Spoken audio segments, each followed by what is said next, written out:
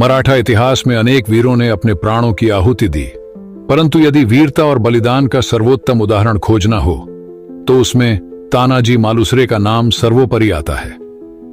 वह केवल एक योद्धा नहीं, बल्कि शिवाजी महाराज के अनन्य भक्त, स्वराज्य के प्रति समर्पित सेनानी और शौर्य की जीती जागती प्रतिमूर्ति थे।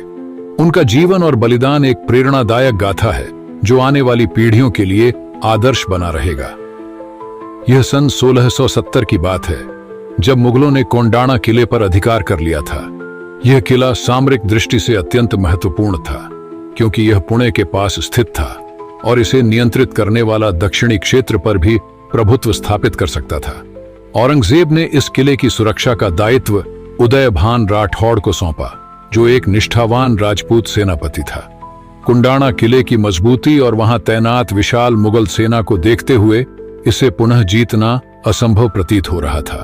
परंतु शिवाजी महाराज के लिए यह किला खोना एक बड़ी क्षति थी और उन्होंने इसे पुनः मराठा साम्राज्य में लाने का संकल्प लिया। जब यह समाचार छत्रपति शिवाजी महाराज तक पहुंचा तो उन्होंने अपने सबसे प्रिय और विश्वसनीय सेना नायक तानाजी मालुसरे को यह कार्य सौंपने का निश्चय किया।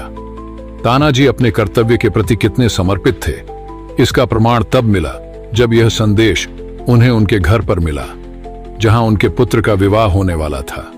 तानाजी ने क्षण भर के लिए भी विचार नहीं किया और सिंहगढ़ की ओर प्रस्थान करने का निर्णय लिया। उनका एक ही उत्तर था, आधी लगीन कोंढाण्याचम मग माझ्या रायबाचम, अर्थात पहले कोंढाणा का विवाह होगा, फिर मेरे पुत्र का। यह शब्द आज भी मराठा वीरता के प्रतीक के रूप में इतिहास में दर्ज हैं। युद्ध की रात घनघोर अंधकार से भरी थी। किला एक ऊंची पहाड़ी पर स्थित था और इसे पार करने का मार्ग दुर्गम था। तानाजी और उनकी सेना ने गुप्त रूप से किले तक पहुंचने का निश्चय किया। उनके पास सीमित सैनिक थे, परंतु उनका साहस असीमित था। तानाजी ने अपने साथियों के साथ एक विशेष योजना बनाई, जिसमें उन्होंने अपने पालतू गोह यशवंती की सहायता से खड़ी दीवारों पर चढ़ने की युक्ति अपनाई। यह योजना सफल हुई और मराठा सैनिक किले की दीवारों पर चढ़ने लगे। जब मराठा सेना किले के भीतर पहुंच गई, तब भयंकर युद्ध प्रारंभ हुआ। मुगलों की विशाल सेना और उनकी कठोर रक्षा व्यवस्था के बावजूद मराठों ने साहस के साथ युद्ध किया। स्वयं तानाजी और उदयभान एक दूसरे के सामने आ गए। दोनों वीरों के बीच घमासान युद्ध हुआ, जिसमें तलवारों की टकराहट से रणभूमि गूंज उठी। दोनों ही योद्धा अडिग थे, लेकिन दुर्भाग्यवश तानाजी को एक भीषण आघात लगा, जिससे वे भूमि पर गिर पड़े।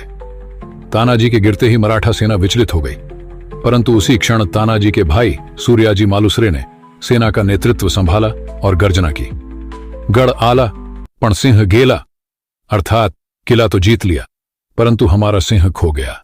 यह शब्द मराठा इतिहास की सबसे मार्मिक अभिव्यक्तियों में से एक बन गए। सूर्याजी और उनकी सेना ने शेष मुगल सैनिकों को परास्त किया और किला मराठों के अधीन आ गया। जब यह समाचार शिवाजी महाराज तक पहुंचा तो वे अत्यंत दुखी हुए। सिंहगढ़ की विजय उनके लिए जितनी गर्व की बात थी, उतनी ही उनके प्रिय मित्र और वीर सेनापति तानाजी की मृत्यु उनके लिए हृदय विदारक थी। उन्होंने कहा, कोंढाणा तो आया, परंतु मेरा सिंह चला गया। इसी के बाद कुंडाणा किले का नाम सिंहगढ़ रखा गया, ताकि यह नाम तानाजी मालुसरे के शौर्य और बलिदान की अमर गाथा को सदैव जीवित रखे।